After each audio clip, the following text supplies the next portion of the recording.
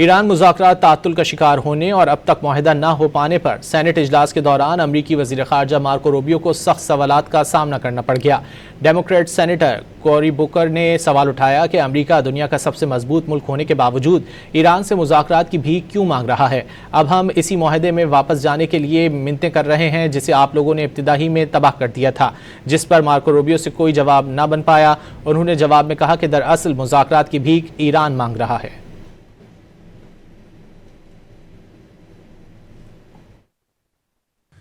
We are the strongest nation on the planet Earth, and we're in a stalemate with Iran. And now we're begging to get back into a deal that you all trashed in the first place. There's no one begging. Clearly, this is a Senator Booker, your time's up. But Senator Rubio, since he's I do want to over, address some of these points because they go to the heart of the matter. No one's begging for anything here. The Iranians might be begging because their economy's losing hundreds of millions of dollars a day. That they are losing. Understand, Iran had street protests going on before all of this started. All of those factors, economic factors in Iran, are far worse today than they were 6 months ago when those protests were happening.